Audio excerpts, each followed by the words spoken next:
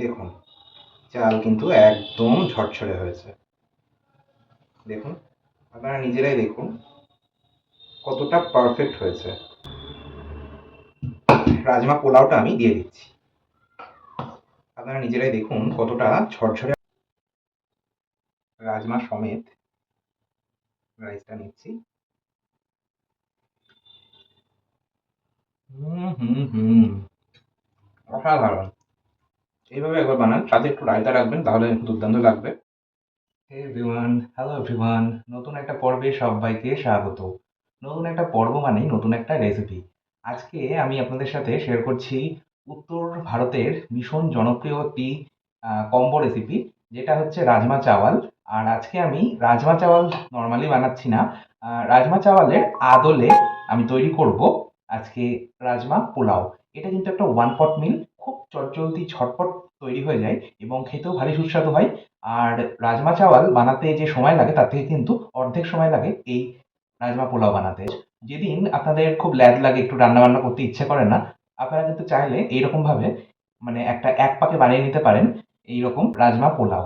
আর আমরা বাঙালিরা তো শুধুমাত্র আমাদের নিজেদের বাঙালি খাবার দাবারের মধ্যে নিজেদেরকে আটকে রাখি না, দেশ বিদেশের বিভিন্ন খাবার অন্তত একবার হলেও চেখে দেখতে কিন্তু চাই।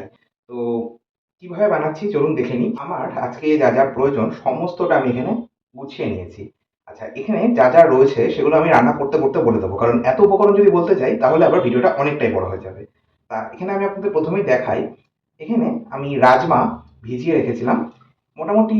আজকে আমি সকালবেলাতে এটা ভিজিয়েছি 4-5 ঘন্টা আগে, আর এই দুপুরবেলা এখন রান্নাটা করছি। মোটামুটি 4-5 ঘন্টার মধ্যে কিন্তু রাজমা ভিজে যায়। রাজমা ভিজতে খুব একটা সময় লাগে না। এই যে রাজমা কিন্তু খুব সুন্দর নরম হয়েছে।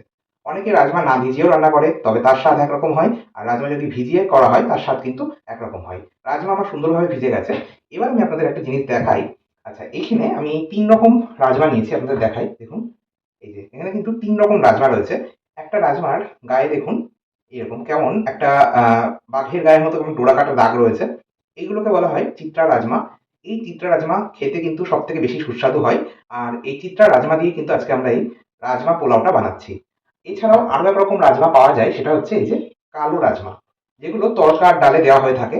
এই কালো রাজমা খেতে কিন্তু আবার অন্যরকম স্বাদ হয়।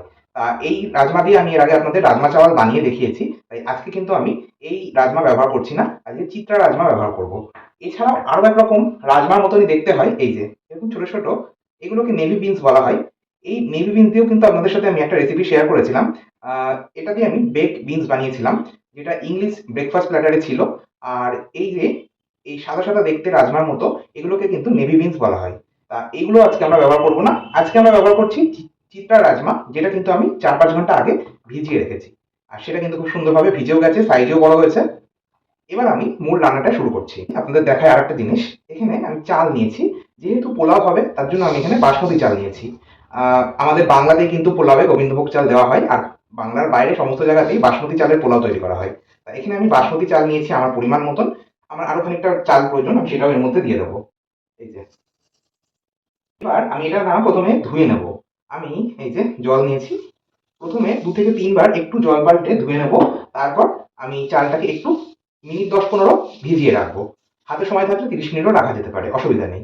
আচ্ছা, চালটা আমি ধুয়ে নিয়ে তারপর ফিরে আসছি। এই যে চাল আমি ধুয়ে নিয়ে চলে এসেছি। চাল কিন্তু সুন্দরভাবে ধুয়ে নিয়েছি। এবার চালটাকে আমি ভিজিয়ে রাখবো। খানিকটা জল আমি ওখান থেকে দিয়েছি, আর খানিকটা আপনাদের আমি অন ক্যামেরা জল দিয়ে দেখালাম। চাল কিন্তু আমরা এবার মিনিট 10-15 ভিজিয়ে রাখবো, বা 20 মিনিট মতন একটু ভিজিয়ে রাখবো। খুব বেশি সময় যে ভিজিয়ে রাখবো তা কিন্তু নয়। আমি চালটাকে ভিজিয়ে রেখে বাকি প্রিপারেশন গুলো করে নেবো। রাজমাটাকে আমাদের সেদ্ধ করতে হবে, তার জন্য আমি প্রেশার কুকার নিয়েছি। আমি প্রেশার কুকারের মধ্যে ভিজিয়ে রাখা রাজমাটা দিয়ে দেবো। এই যে ধুয়ে ভিজিয়ে রাখা রাজমাটা আমি দিয়ে দিচ্ছি। আমি কখনোই চাল ডাল সমস্ত কিছুই ভিজিয়ে রাখার পর ধুই না, আগে ধুয়ে নিই তারপর ভেজাই। এটা কিন্তু একদম আসল নিয়ম, কারণ যদি আমরা ভিজিয়ে রাখি তারপর ধুতে যাই তাহলে কিন্তু সেটা ভালো হয় না, ভেঙে যায়, অনেক সময় নরম হয়ে যায় ভিজিয়ে রাখার কারণে। তো অবশ্যই যে কোনো কিছু চাল ডাল বা এ ধরনের রাজমা যে কোনো কিছুই আপনারা আগে ভালো করে ধুয়ে নেবেন, তারপর আপনারা ভিজিয়ে রাখবেন। আমি কথা বলতে বলতেই সম্পূর্ণ ভিজিয়ে রাখা রাজমাটা আমি প্রেশার কুকারের মধ্যে দিয়ে দিলাম। তো এর মধ্যে পেঁয়াজ দেবো। আমি পেঁয়াজ আগে থেকে রেডি করে রেখেছি, খোসা ছাড়িয়ে রেখেছি। তবে পেঁয়াজটাকে আমি একটু টুকরো করে ব্যবহার করব, মিহি করে কুচোবো না, জাস্ট এইভাবে আমি হাতের মধ্যে নিয়ে কাজটা করছি। এইভাবে ঠিক 4 ফালি করে আমি টুকরো করে নিলাম। এখান থেকে চাইলে আরেক ফালি দেওয়া যেতে পারে, আমি আরেকটাও দিয়ে দিই। এইভাবে আমি কিন্তু পেঁয়াজটাকে দিয়ে দেবো। পেঁয়াজটা একদম মিহি করে কুচিয়েও দেওয়া যায়, তবে এইভাবে আমি সব থেকে ইজি প্রসেসটাই আপনাদের দেখাচ্ছি। প্রথমেই রান্নার শুরুর আগে এই কাজগুলো করে নিতে হবে, যেমন চাল ভেজানো, রান্নাটাকে সেদ্ধ করা। আচ্ছা, এছাড়া কয়েকটা কাঁচা লঙ্কা আমি চিড়ে নিয়ে এর মধ্যেই দিয়ে দেবো। কাঁচা লঙ্কা যদি চিড়ে ব্যবহার করা হয় তাহলে এর মধ্যে একটা হালকা ঝাল ভাবও চলে আসবে আর একটা সুন্দর গন্ধও হবে। কাঁচা লঙ্কাগুলো চিড়ে নিয়ে আমি দিয়ে দিলাম, দুটো দিলাম, বেশি দিলাম না। আর অল্প আমি একটু আদা রসুন একটুখানি আমি গ্রেটারে গ্রেট করে দেবো। এই যে 2 কোয়া রসুন আর একটা ছোট হাফ ইঞ্চি থেকেও কম পরিমাণে আদা নিয়েছি, এটাকে আমি গ্রেটারে গ্রেট করে দিয়ে দেবো। আপনারা চাইলে থেতো করেও ব্যবহার করতে পারেন। তবে বলে রাখা ভালো, এই রান্নার জন্য কিন্তু আদা রসুন বেটে ব্যবহার করলে হবে না, হয় থেতো করে ব্যবহার করবেন আর না হলে এইভাবে গ্রেট করে ব্যবহার করবেন। আমি এখন চটজলদি কাজটা করার জন্য গ্রেটার দিয়ে গ্রেট করে দিচ্ছি অবশ্য, তবে পরে কিন্তু আমি যখন মশলাটা কষাবো তখন কিন্তু আদা রসুন থেতো করেই ব্যবহার করব। আর সত্যি কথা বলতে আদা রসুন থেতো করে যদি এই রান্নায় ব্যবহার করা হয় তাহলে স্বাদ বেশি ভালো হয়। আমি এই যে গ্রেট করে দিয়ে দিলাম। আমি তাড়াহুড়োর জন্য আমি এটা কিন্তু গ্রেটারে গ্রেট করে দিচ্ছি, তবে পরে আমি থেতো করেই ব্যবহার করছি। 2 কোয়া রসুন দেবো। এই রান্নায় কিন্তু রসুনের পরিমাণটা খুব একটা লাগবে না, অল্পই দিতে হবে, তবে আদাটা একটু বেশি দিলে ভালো হয়। রসুনটা কম যাবে, আদাটা বেশি যাবে। ব্যবহার করব কিছু গোটা মশলা। আমি গোটা মশলার মধ্যে এখানে আপনাদের দেখাই, এখানে নিয়েছি গোটা মশলার মধ্যে অনেক রকম মশলা, তবে এখান থেকে আমি যে কটা মশলা এখন দিচ্ছি সে কটা আমি আপনাদের বলে দিই। হামানদিস্তার মধ্যে আমি প্রথমেই দিয়ে দেবো এই যে 3টে মতন ছোট এলাচ, 3 থেকে 4টে, বেশি দেবো না। এর সাথে বড় এলাচ দেবো 2টো, বড় এলাচটা একটু বেশি দেয় এই ধরনের নর্থ ইন্ডিয়ান ডিশে, বড় এলাচটা কিন্তু একটু বেশি যাবে। কয়েকটা লবঙ্গ দেবো,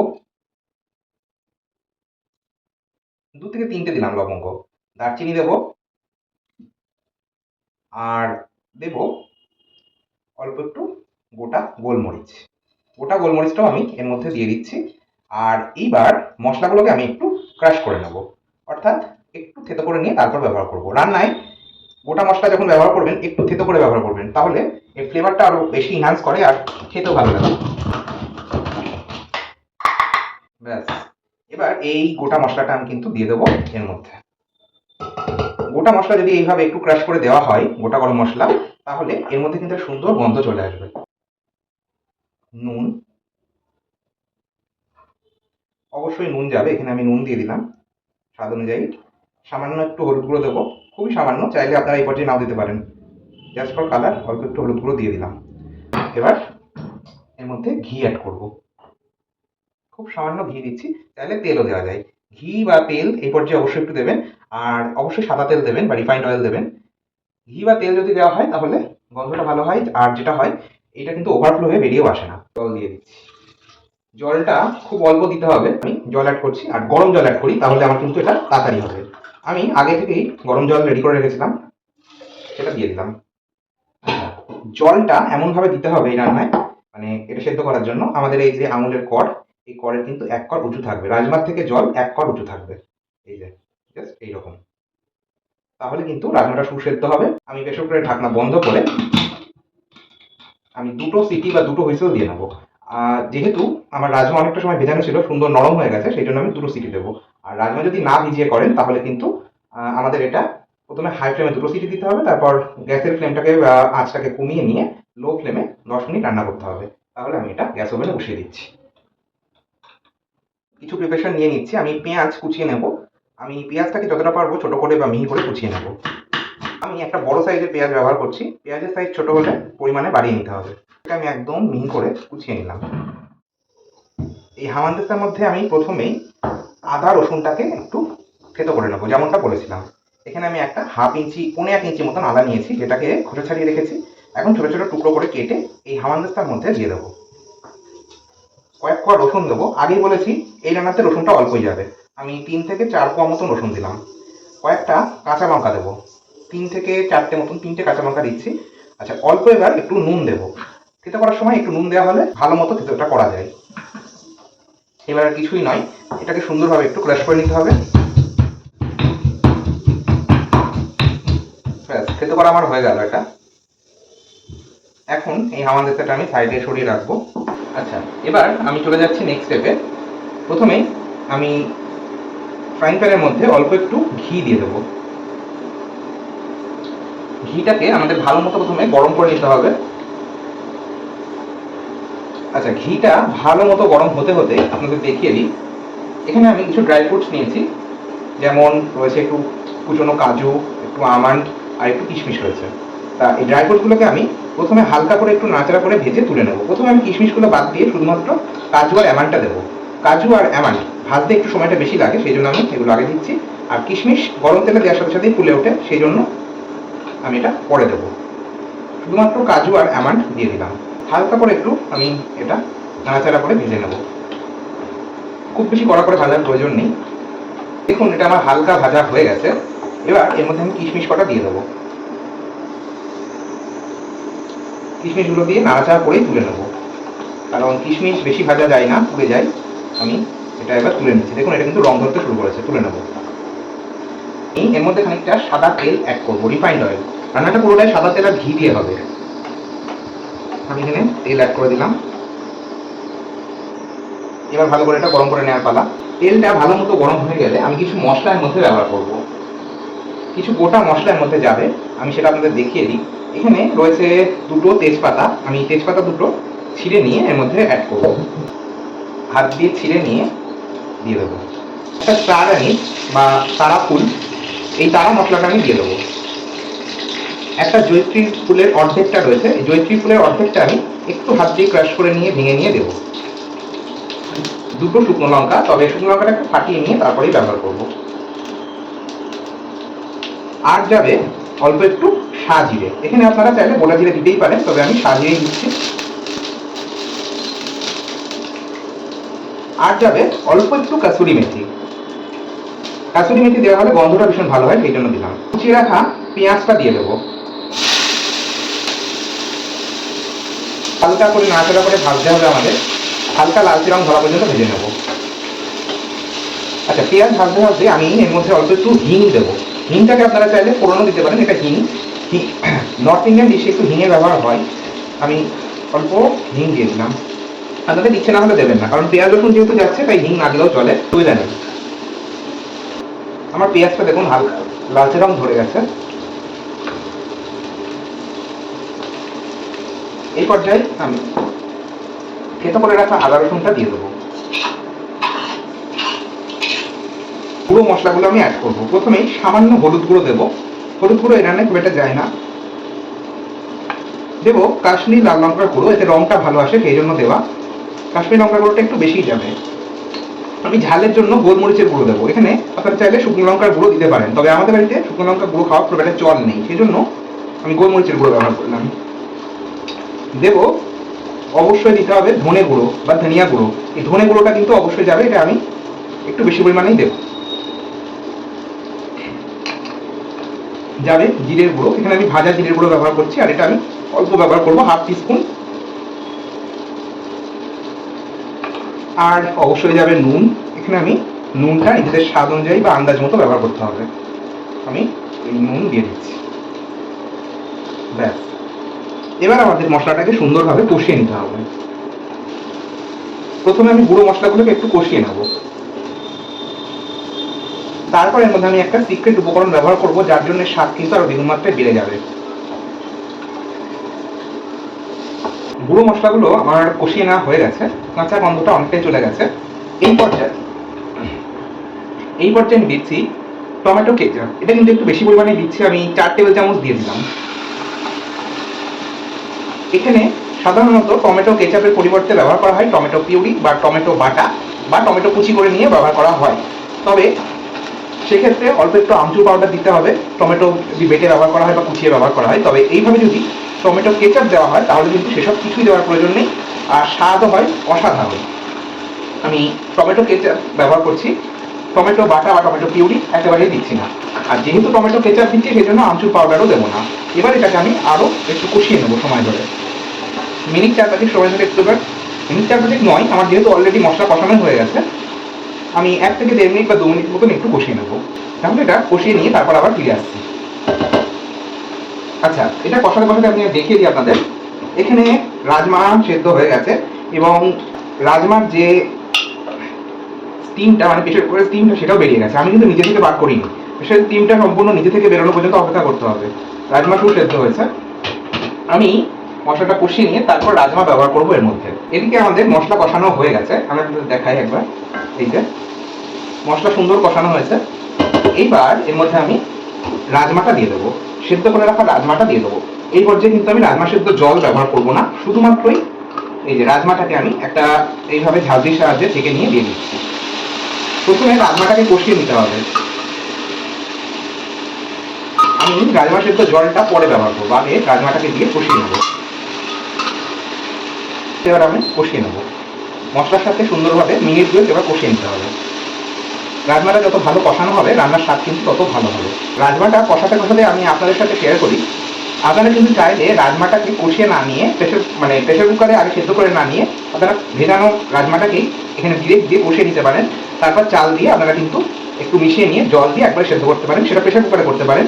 তবে আমি যে প্রসেসটা করছি এই প্রসেসটা করলে সব থেকে বেশি স্বাদ হয়, সেই জন্য আমি এই প্রসেসটাই আপনাদের সাথে শেয়ার করছি। আমার রাজমাটা সুন্দর কষানো হয়েছে, আপনারা দেখেই হয়তো বুঝতে পারছেন ধীরে ধীরে তেল ছাড়তে শুরু করেছে, তার মানে রাজমাটা খুব সুন্দর কষানো হয়েছে। এইবার আমি এর মধ্যে চাল অ্যাড করব। ভিজিয়ে রাখা চাল আগে জল ঝরিয়ে রেখেছি, এখন এটা আমি দিয়ে দেবো।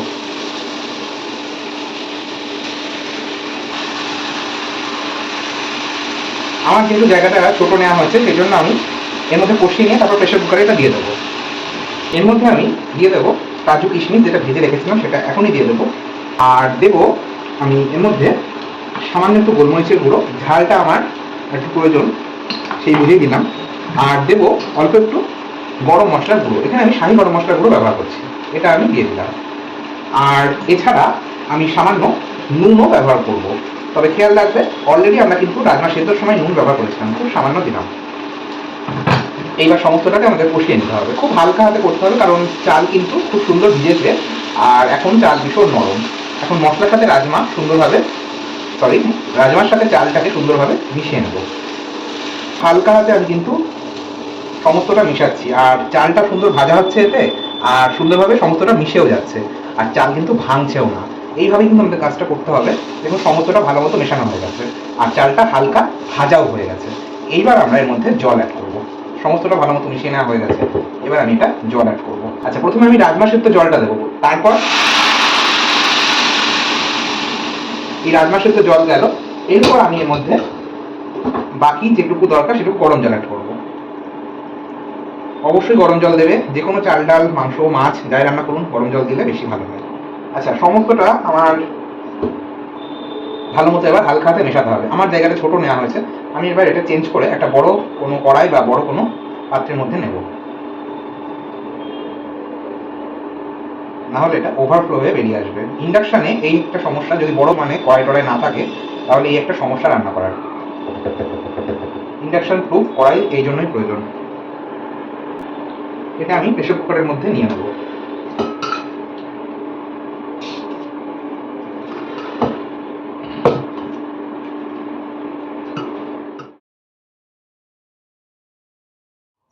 দেখুন এটা আমি প্রেসার কুকারের মধ্যে নিয়ে নিলাম।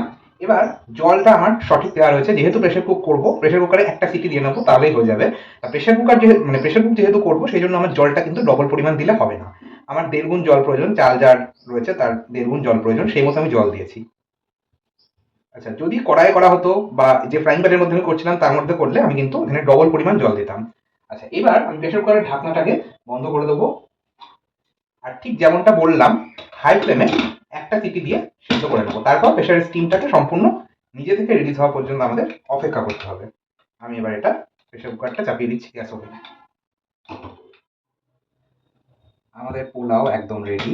প্রেসারের স্টিমটা সম্পূর্ণ বেরিয়ে যাওয়ার পর আমি আপনাদের ঢাকা চাপা সরিয়ে দেখাচ্ছি। দেখুন আমাদের পোলাওটা একবার জাস্ট দেখুন, জলটা পারফেক্টলি হয়েছিল সেই জন্য চালটা সুন্দর বেড়েছে, আর চাল কিন্তু সুন্দর সেদ্ধও হয়েছে দেখুন, আর একদম ঝরঝরে হয়েছে, সেটাও আমি আপনাদের দেখিয়ে দেবো। এই আমি কাটছি, হ্যাঁ দেখুন চাল কিন্তু একদম ঝরঝরে হয়েছে। দেখুন আপনারা নিজেরাই দেখুন কতটা পারফেক্ট হয়েছে। প্রেসার কুকারে যদি করেন সেক্ষেত্রে আলাদা করে আর কোনো ফ্রাইং প্যানের মধ্যে দিয়ে মশলা কষানো বা রাজমা কষানোর প্রয়োজন নেই, ডিরেক্ট আপনারা সমস্তটা একসাথে কষিয়ে নিয়ে পরিমাণ মতন জল দিয়ে করতে পারেন। তবে আমি প্রথমে ভেবেছিলাম একটু এটাকে আলাদা করে কষিয়ে নিয়ে আমি কড়াইয়ের মধ্যেই চালটা সেদ্ধ করবো, কিন্তু সেটা তার হলো না, যেহেতু আমার জায়গাটা ছোট নেওয়া হয়েছিল, তো আপনারা করতে পারেন। এবার আর কিছুই নয়, এটা সার্ভ করার পালা। আমি এবার এটা সার্ভ করব। সার্ভিং বোলের মধ্যে প্রথমেই আমি রাজমা পোলাওটা আমি দিয়ে দিচ্ছি। আপনারা নিজেরাই দেখুন কতটা ঝরঝরে আর কতটা পারফেক্ট হয়েছে।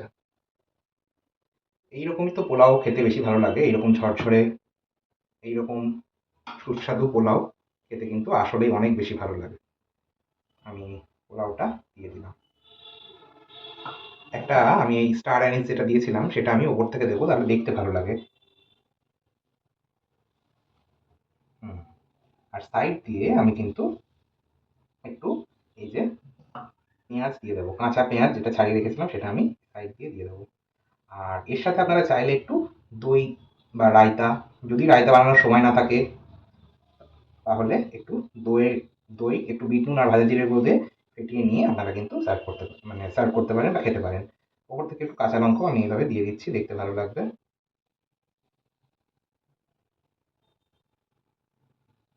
ব্যাস, আমাদের পোলাও একদম রেডি। এবার টেস্ট করে দেখার পালা। আমি প্রথমেই